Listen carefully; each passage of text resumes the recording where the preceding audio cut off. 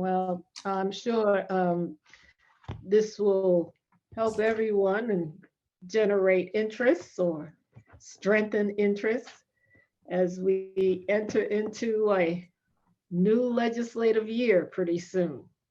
And it may seem that it's far away now because we're in November, but you'll be surprised how quickly January will roll around, and already we're getting a sense of activity. Um, and how I can tell is that we're in more meetings. The calendar just seems to be filling up. So that's also an indicator that people are figuring out what's going on and what issues they might like to see uh, addressed by the legislature. Also we have a new governor, which came in rather quickly, and she is setting a different tone. Her stance is different. And so there's also this uncertainty of what will be her priorities, and how is she going to interact with the legislature, um, what might be her budget priorities, how much will she support the existing, I mean, the New York State budget is in place, but it doesn't mean that things can be somewhat changed or the emphasis on how to disperse money can be changed. The other thing is that although some people are saying we are coming out of a pandemic, we don't know yet. Um, Things are still in flux, although there are, people going back into in person, and our Capital Action Day next year will be in person. But you just don't know what might happen. So I think that's another part of all of this related to even the budget, because while the money is there now, if there is a rollback related to lockdowns or semi lockdowns, that's going to impact the revenues. And so, therefore, there might want to be, they may want to cushion some of this money that's available to just be prepared for an unexpected type of statewide occurrence that could, seriously impact the revenue streams. So it's an interesting time. I think some people are, although excited about it, um, and we're also looking at a gubernatorial election campaign that's going to start in January or February. I mean, this is a lot going on at one time. So, we're. I told Tamara has been with us since June, and I said to her, get ready to put on your roller skates because we're going to be doing a lot of skating pretty soon. So welcome everyone. I just want, okay. Welcome everyone. Thank you for coming. This is the beginning of four seminar, webinars that we're going to be doing as a way to prepare all of us for the Capital Action Day. But the Capital Action Day is one day, but that does not preclude that we may be having meetings with legislators before the Capital Action Day, and definitely we probably will be meeting with legislators after Capital Action Day. So this is a sequencing for us to get an understanding of the flow before it all starts, so that we have here talking about becoming a champion. And one of the aspects of this is that there's two of us as staff people in the policy section, but we also have two interns, so we say four. Um, And we will not be able to have our eyes and ears on everything. It's just not possible. So part of this is for you to understand the process of what is going on, and that you too can help in terms of keeping your ears to the ground about what's being said, what political commentators are saying about certain things. And by feeding all of that in from different people, that will give us all an understanding of where we may need to focus. We are starting out with identifying the legislative priorities for coming from the chapter's perspective right now. But this is a preliminary setup, and we'll be talking more about that in January. But then we have to wait for the budget and to hear what the governor is proposing. We also will need to hear what the legislature is potentially proposing. And so therefore, our advocacy activities will not only be related to specifically to what the chapter has developed, but also we may find that there will be other things that are being proposed that we may be supporting, or that we feel should not occur. So it's going to be that two-part type of process that is going to come together by February, and then it's movement all the way through March into perhaps May and June. It all depends on what the issues are. So starting out, I have as the agenda, the first thing is an overview of the legislative session. So the legislative session itself will start. I was looking at the calendar, so they haven't really announced it as yet, but generally the legislative session starts the first week after the first. So it all depends, and depending, the session may start on a Wednesday, sometimes it starts on a Thursday. Somewhere in there, the legislative session will start. And the timetable of the legislature specifically is that once the session starts, it goes from January until the second to third week in June. And that also depends upon how much work the legislature has to do.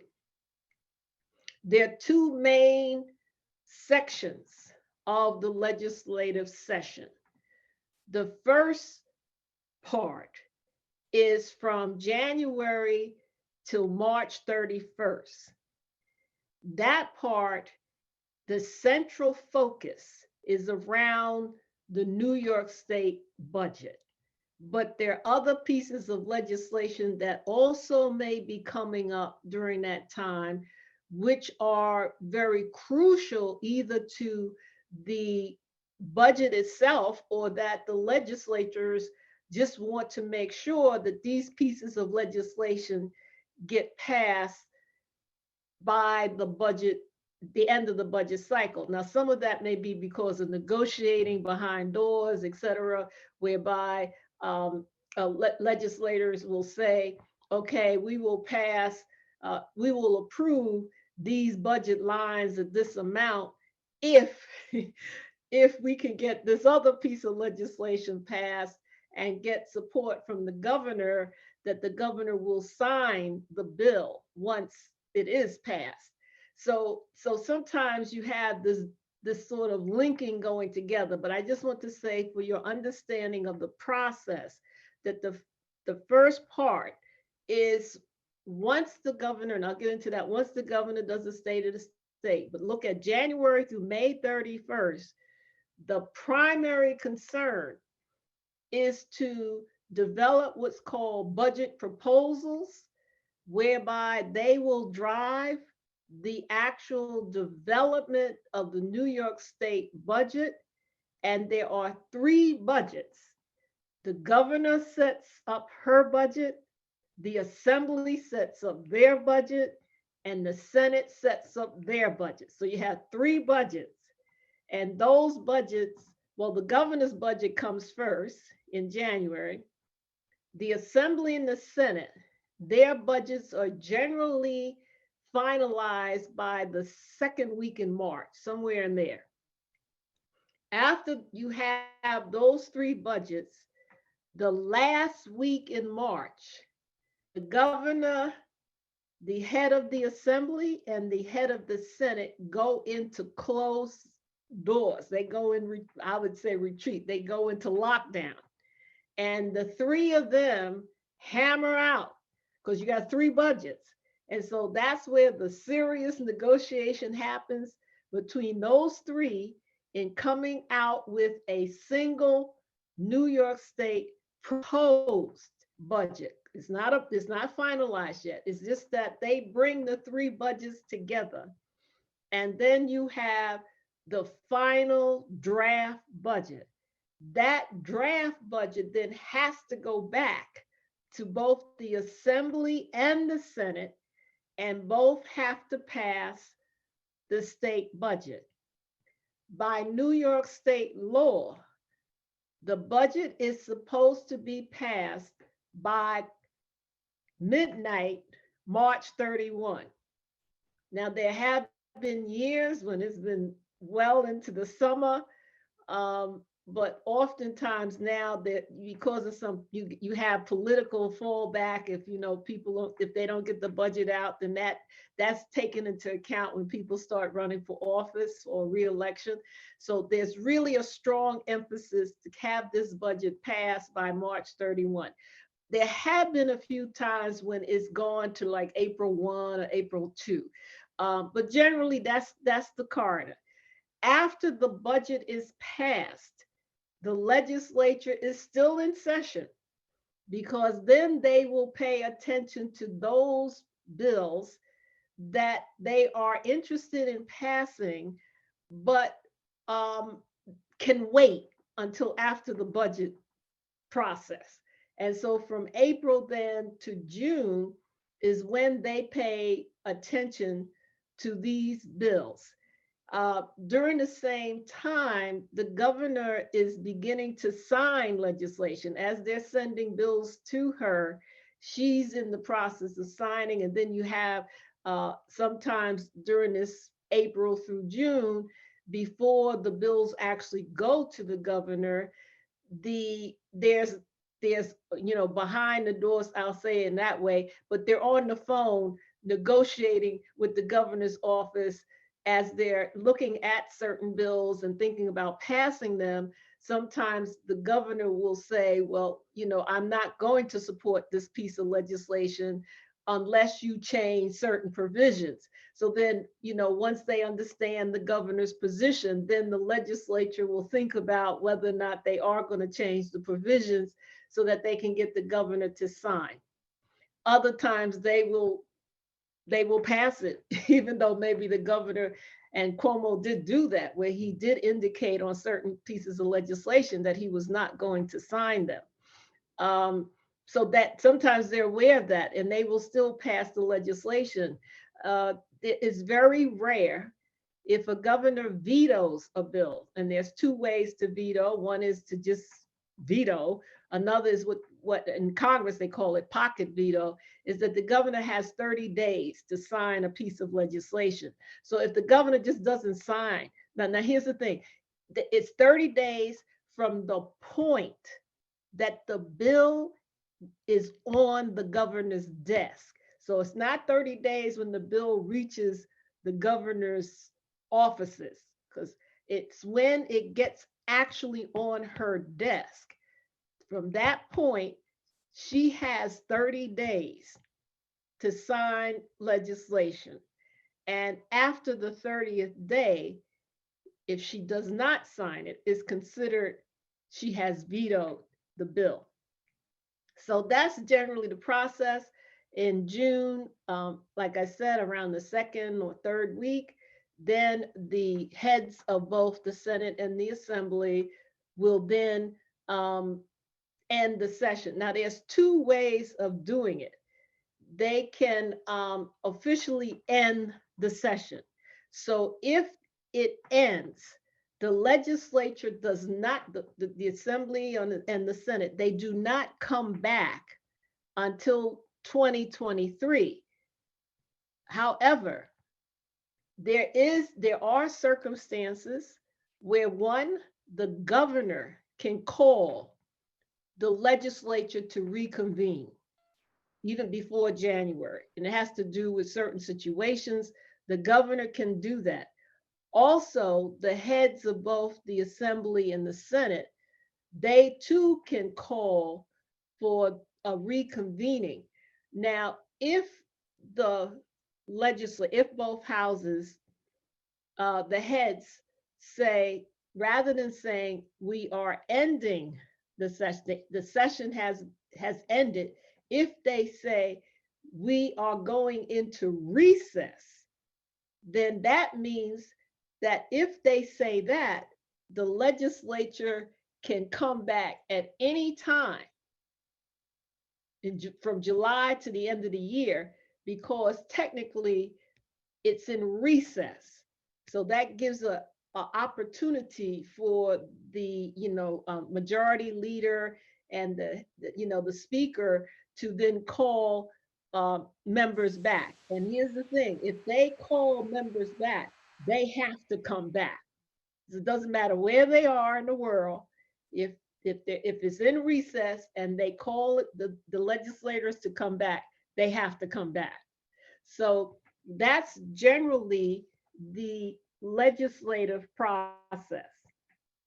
And so I gave you the timetable and and let me just add in here, the governor's in office year round.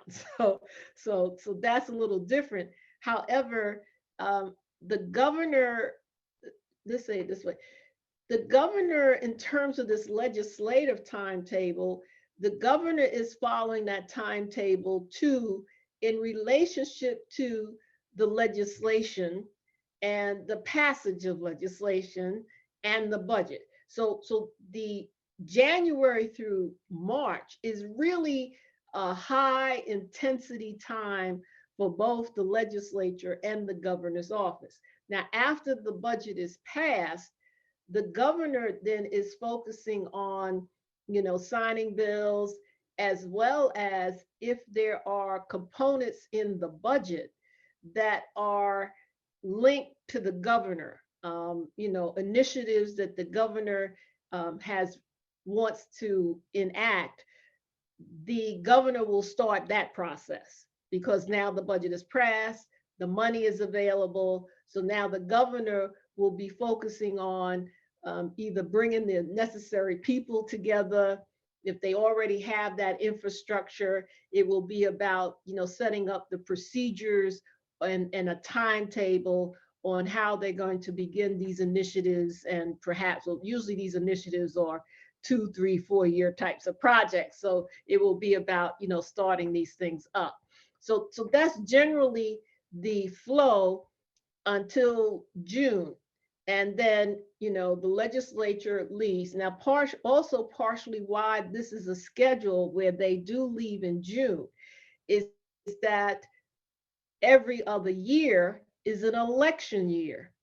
So when the legislators leave in June, they're going back to their locations to begin their campaigns, or to now really activate their campaigns and to do the campaigning all the way into November. So it's recognized that legislators need time to be able to do that work. And so therefore, that's also why they are not, they are not in session during these months unless there's an emergency.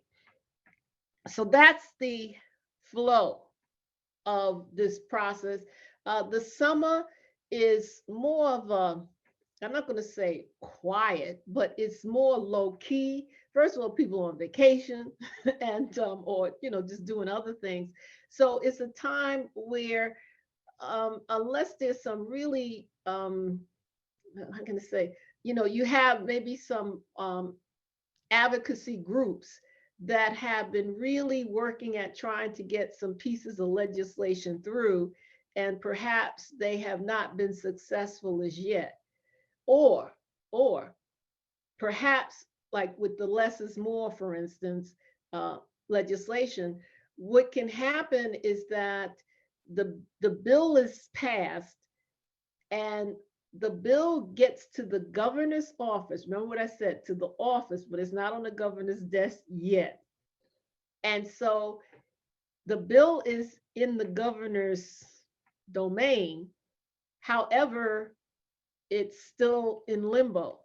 So sometimes you'll see in June, May, June, and maybe even July, where advocacy groups are still in high gear because they want to, one, ensure that the governor will sign the legislation. And also sometimes if it's sitting, not on the governor's desk, but in that domain, they're trying to move the legislation to get it on the governor's desk so that it can be signed, and that therefore then it's law. So you will see some activity occurring in June, July, maybe even August, depending upon advocacy groups and their particular legislative interests in the bill, et cetera. But this coming year, let's just realize this coming year, because it is uh, a larger type of election year, because the governor, we're going to be selecting a new governor. So a lot of attention is going to be paid not only by the governor and her campaign, um, people, but the legislature. You have some legislators who also, their seats are coming up. There's a concern about maintaining the Democratic majority in both chambers. So even though some Democrats may not be running themselves, they're going to be active in ensuring that they can still maintain the majority. So they'll be helping other people. Plus, there'll be different types of activities around, people in terms of alignments on which gubernatorial candidate they're going to support. So this coming year is going to be even busier than this year because of, this election time. So that's the movement of all of it, just so you just have this sense of the rhythm. And why this is important is because if you think of the curve, the normal bell curve, um, when you're thinking about your own legislative agenda, what's crucial is that you want to be at the beginning of the curve. You don't want to find yourself that the curve is already peaked and now it's coming down the other way and you're just getting into, advocate for your issues. It'll be, you can, I mean, there's no restriction, but the thing of it is, it could be a lot harder because, people's attention is going to be captivated around, what they think are the big issues that require addressing. So, if you're coming in too late, you'll find that oftentimes, unless it's something that is very, very crucial, or there has been a major incident related to what they're advocating for, that it really calls for people to pay attention. And I'll use the analogy of, let's say if a profession is advocating for some change in legislation pertinent to how they do their practices. If you have, for instance, someone who dies because of the lack of appropriate intervention due to the lack of staff, that kind of thing. Now, something like that could change the agenda very quickly around the need to address this, because now someone has died because there was insufficient resources or inappropriate way of doing, the practice, et cetera. So that can happen, but I'm just saying, generally, this is the curve that happens. So you can think of it, January, the beginning of the curve. By March, you're hitting your crest, you're peaking in March around many of the issues. And then from March, once the budget is passed, then you start moving down the other side of the bell curve. So that's pretty much the flow. So I first started on the legislature. Now we want to talk about the governor, because the governor is definitely a part, a pertinent part of this process. And sometimes when you are advocating for a piece of legislation, not only do you do your lobbying with the legislators, you also do your lobbying with the governor's office. Because remember, the governor has to sign the bill. And so you want to get buy-in from the governor's office. And I say office because the governor has staff. And so generally you meet with a senior staff person, because just like in our jobs where we have departments and sub-departments and programs and those kinds of things. That's the same things in the governor's office. So the governor's office has, divisions. I don't know if they use that word, but they have sections. So if you're interested in education, there is a section of staff who focus only on education, who focuses only on legislation around education, who focuses only on determining money related to education. So if you have a piece of legislation that you want to move through the legislature, you also want to meet with, the senior staff who are working on education, because one, you want to see if there's money involved, you want to make sure you can get into the budget so that you can get some money. But also sometimes it's just that you want, you could be advocating for just more resources in certain school districts, not specifically any one district, but districts who maybe are underfunded.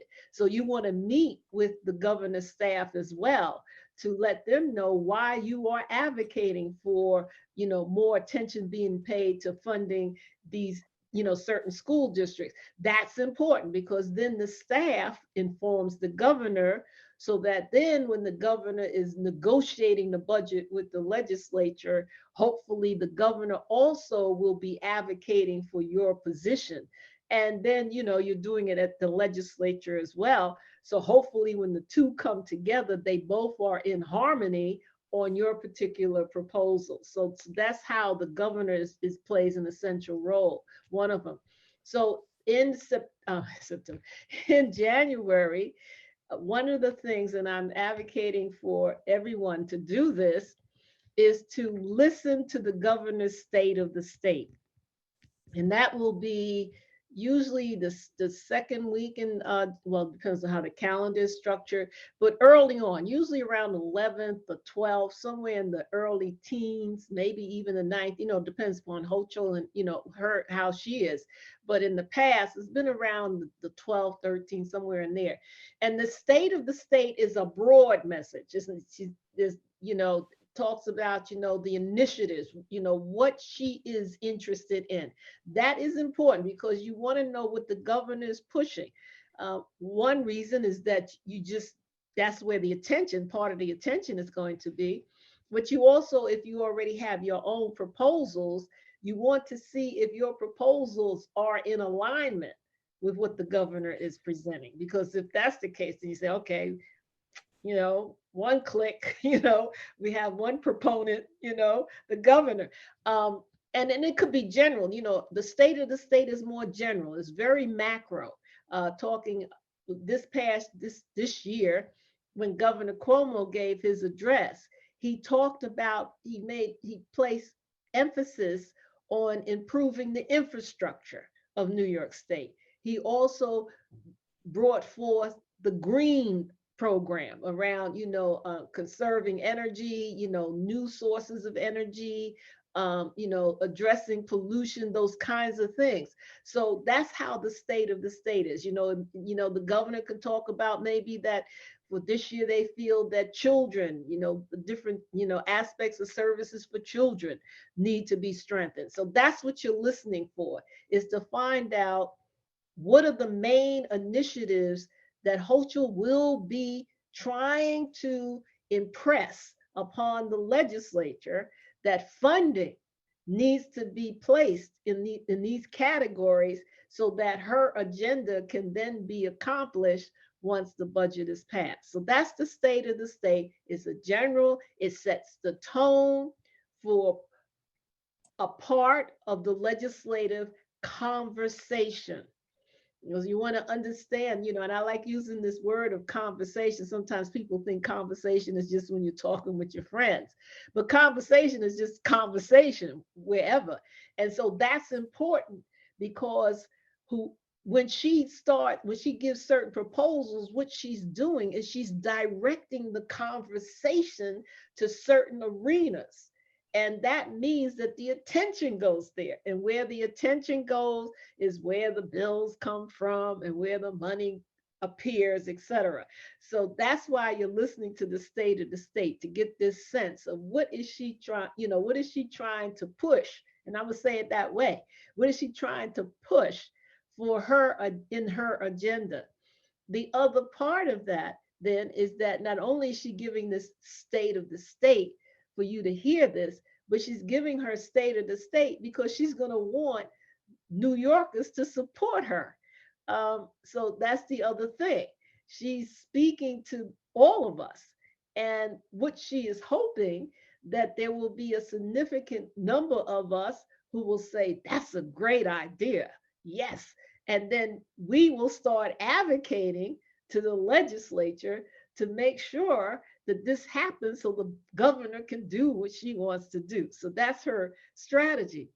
Now, after the state of the state, which is general, sometimes the governor will give out numbers. I remember Cuomo was talking about the infrastructure center. It was like $30 billion. I was like, okay. My first question was, where's he going to get that from? And you got to think like that too when you hear these numbers, and you got to ask questions. Well, where's it going to come from? Because that's money, so it has to come from somewhere. But you'll get that. But it's just something to trigger in your own consciousness about these numbers and asking, if we're going 30 billion this way, is that going to take money from another category that we're interested in? Because that can happen. All right. So if people say, well, let's go this way, and you only have but so much money in the pot, then that means other pots are going to have to be reduced in order for this to happen. So that's the other thing that people listen for is, okay, are they moving away? Let's say, are they moving away from human services and paying attention to the need for increased resources in human services? And are they getting into buildings and, wiring and, infrastructure kinds of things that will then impact negatively on the human service world? So that's the state of the state. Now the speech, which is usually I'll say the last week in January, but it's usually like 24, 25, somewhere in there, it depends upon. And again, the calendar will show up and we'll know when all these dates are going to be. They're not up yet. The budget presentation, the governor makes the budget presentation to the full legislature. So it will be televised, it's live. And the other thing about both the state of the state and the governor's budget proposal presentation is that they will be live streamed and they do remain on the website for some time. Sometimes you can actually go back and hear Governor Cuomo. In fact, I was looking at a few weeks ago, I saw that his state of the state is still on the website. So it's not something that you have to listen to it the day that is being presented, but it is available to everyone. So that will not be a difficult process for you to access that information. But I'm encouraging people to at least listen to it by the end of January or the beginning of February, because that will give you some awareness. It'll give you an awareness of what potentially now is going to be happening in the legislature. Okay. This doesn't preclude other things aren't going to be happening. But remember, the New York State budget is very important and it's an essential component to anything that happens in New York State in terms of programs and activities, because everything requires money. And so therefore, it's just a very essential part of this advocacy process is to be able to talk about money specifically. Um, and we will be doing more of that in the future. So then the process of passing legislation. So you have a number of different trajectories on how that can happen. Okay. I may need to make notes. I don't skip any. I may skip some, but I can always bring it back later. One of the things, let's do the simple first. And the simple is that there are pieces of legislation that were introduced in 2021 that have not been passed. Some of those pieces of legislation are sitting in committee, but there has been no activity on them because people's attention went on to other things. So now going into 2022, one of the decisions will be of these pieces of legislation that were prominent in 2021 that were not passed, are they going to pay attention to them in 2022? The question is, will the committees then place these pieces of legislation that was in 2021, will they place it on the committee's agenda for 2022? So when we think, let me back up. When we think of legislation, there are ways in which legislation can come into the legislature. The most obvious that people are aware of is that you will have a legislator within the state legislature. They will create a bill. You know, sometimes they create bills for their constituents. And so they create a bill. That bill it has to go to the Speaker of the Assembly and the Majority Leader of the Senate. And those two people determine, well, it gets a number. And after it gets a number, then the two leaders will first send the bill to Rules Committee. There's such, they call it Rules Committee. And the reason why any piece, all legislation, so there's not a piece of legislation that doesn't go through this. It goes to Rules Committee because they have to make sure that the way the legislation is written, that it doesn't conflict with the New York State Constitution. You cannot create a bill that goes against the New York State Constitution. It's just like the US Constitution.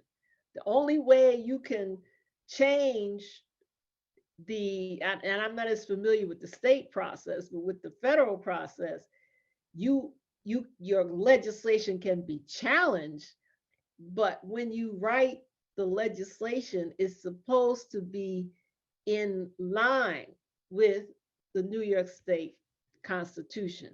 Now, once that is created, and I think there's some other procedural things that the Rules Committee does, then the leaders of both chambers are informed, that it's okay, whatever.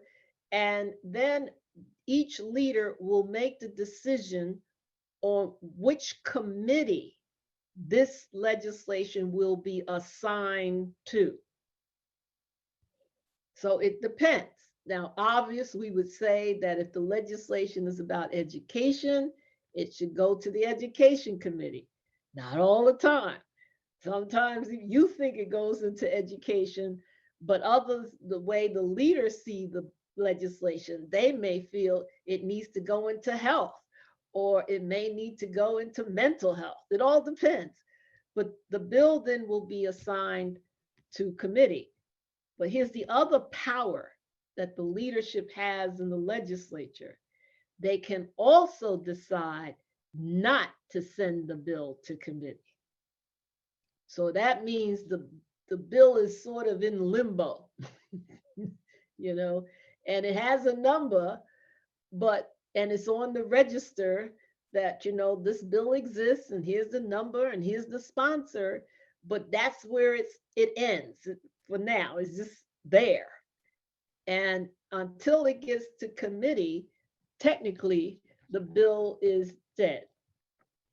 Well, let's just say in pause. And you do have bills that have been introduced that have been sitting in limbo for years. So this is not just a 1 year process. You can have a bill that's been introduced on the books. And when you look at the date of introduction, it was 5 years ago, 8 years ago, and it's still there. And that's a political process too, just to get the bill from being in, almost, stratosphere kind of thing, and trying to get it out of that and getting it into committee. Why? Because the activity of the bill really starts when it hits committee.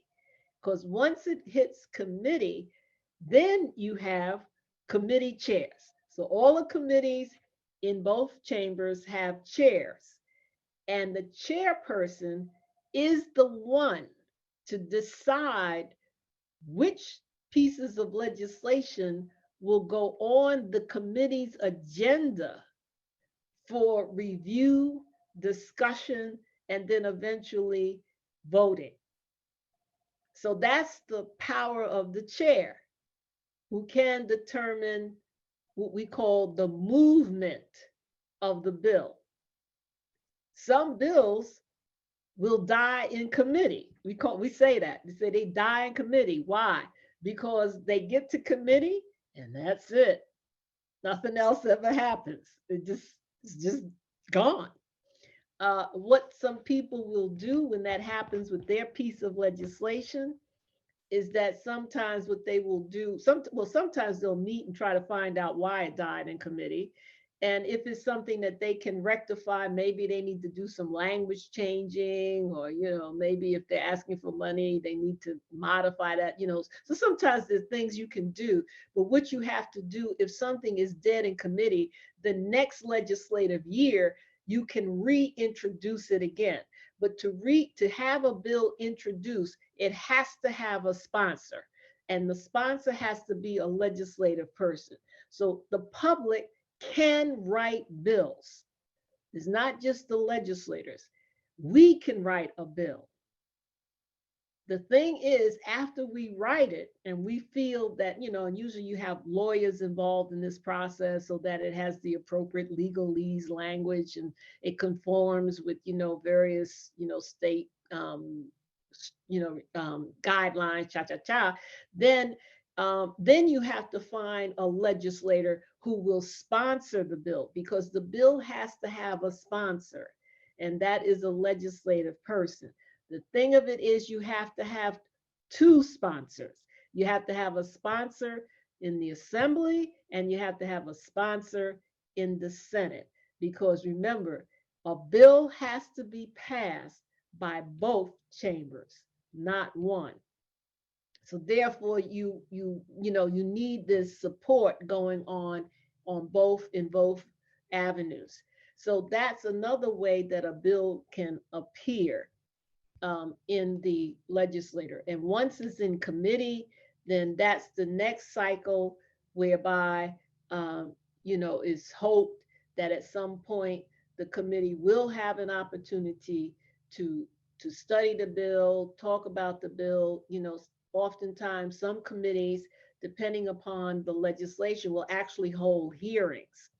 And these hearings are generally for the public or for parts of the public, so that they will hold hearings because they call it getting expert testimony.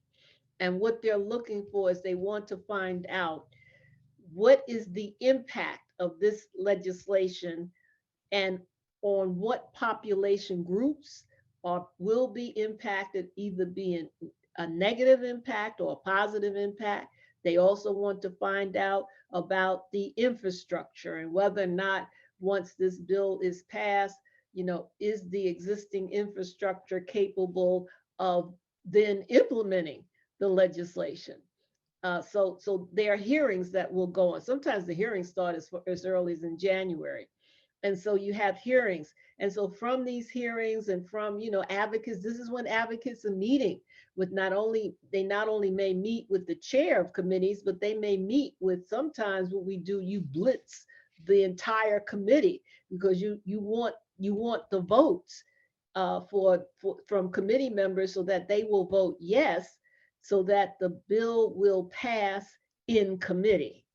It has to pass in committee first.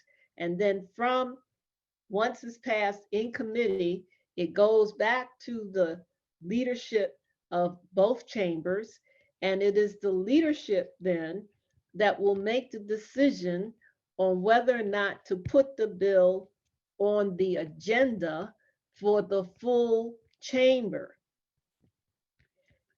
If the leader puts it on the agenda and the legislators are advised of which pieces of legislation are going to be presented to the full chamber, and usually the legislators have a 3-day window from the time of the announcement of the piece of legislation is going to come, it's going to be heard at the full chamber. The legislators have 3 days on which to review the legislation and maybe talk to people, whatever, so that then when they have discussion on the legislation 3 days hence, the full body will have some knowledge because, the legislators can't keep up with all these pieces of legislation. So once now they have some time, and usually when I say the legislators, really their staff. It's the staff that really does the analysis of the legislation. We'll talk to the representative about, the pros and cons and, whether it's going to impact their constituents or not, and all those kinds of things. So that then when it hits the floor, the legislators can participate. Sometimes, the bill will come up for vote. Sometimes it may have to go back to committee because there are aspects of it that they feel are not ready yet for voting because it's still nebulous. Sometimes they'll vote against it right away, and by the way, I'm giving you a linear type of presentation on this, but this is part of what I talked about, the conversation. People are negotiating on their bills 24/7 in a way, so I'm giving you the structure of how the bill is moving, but that doesn't preclude that people are talking to other legislators well before the bill comes either in the committee or hits the floor, because they're trying to get a cadre of people who are going to be supportive of the bill that they're sponsoring. And so this is part of that, all of that legislative activity that goes on from January into June. It's the meetings and being in the halls and things like that. And that was one of the differences about the pandemic, was the impact on the interaction between legislators, because now you were forced to just deal with these type of interactions virtually, whereas in a in-person environment, people will meet in the halls, people will meet, down in the lunchroom, oh, there's so and so, let me go over and speak to them about this bill now that I see them. The proximity is so different, so that you can then talk to people, I won't say off the record, but you can talk to people about what about this bill that you're interested in, and you can see, and you can hear their comments, and they can say, well, I'm not really interested in this, or they can say, well, yes, but how does this benefit my constituents? You see what I mean? It's that kind of thing that goes on, just like we do, in our worlds. We talk to people about ideas, or in the same agency to get interest and support. So that is that movement that occurs, and that, again, that continues all the way into until the session is over. It may still continue with the governor even after June. Sometimes things and by the way, it doesn't, I'm giving you the start at the legislative level and going through and then to the governor. But other times it can start at the governor and then come back to the legislator and go that way and then come back up to the governor again. So nothing is carved in stone in terms of there's only one pathway. There are mutual pathways that are happening at the same time. So this is why I was saying, about keeping your awareness to, just keeping it open, because there's just so many different ways of how things can occur and how bills can pass. That is not the formal process, is the informal process that can be very, very powerful and can eventually have the influence of stopping a piece of legislation such as the Health Act, which was stopped one day before the legislature adjourned. And it was due to be passed. I mean, there was a lot of support on both chambers of having this legislation passed. And the day before it was on the Senate side, it was removed from the agenda.